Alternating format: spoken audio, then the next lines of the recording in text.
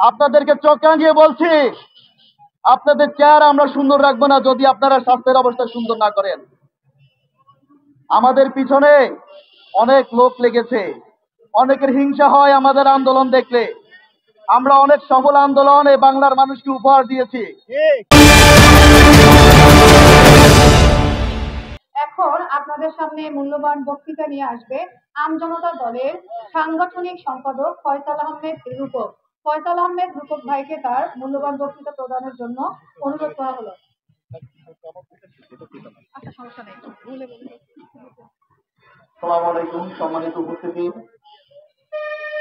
আমরা স্বাস্থ্য মন্ত্রণালয়ের যারা চাকরি করে, মানে সুইপার থেকে শুরু করে প্রধান উপদেষ্টা পর্যন্ত, স্বাস্থ্যের চেহারা সুন্দর না হলে আপনাদের চেহারা আমরা সুন্দর রাখবো না। 64টা জেলায় আমরা শুরু করব যাতে স্বাস্থ্যের চেহারা সুন্দর হয়। আপনাদেরকে ঘুমাতে দিব না। আপনারা জেগে থাকলে ভয়ে থাকবেন, ঘুমে থাকলে ভয়ে থাকবেন। আপনাদের চেহারায় বয়সের চাপ পড়ে যাবে, আপনারা ভয়ে ঘর থেকে বের হবেন না। 64টা জেলায় আমরা শুরু করব যতদিন না পর্যন্ত এই স্বাস্থ্যের চেহারা সুন্দর না হয়।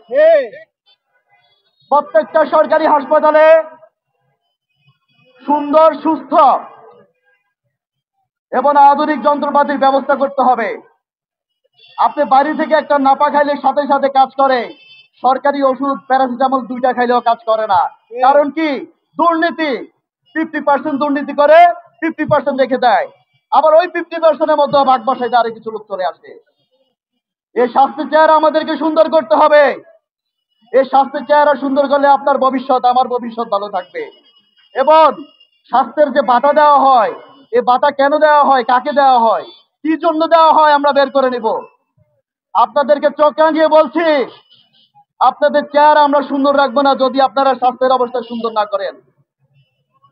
আমাদের পিছনে অনেক লোক লেগেছে, অনেকের হিংসা হয় আমাদের আন্দোলন দেখলে। আমরা অনেক সফল আন্দোলন এই বাংলার মানুষকে উপহার দিয়েছি।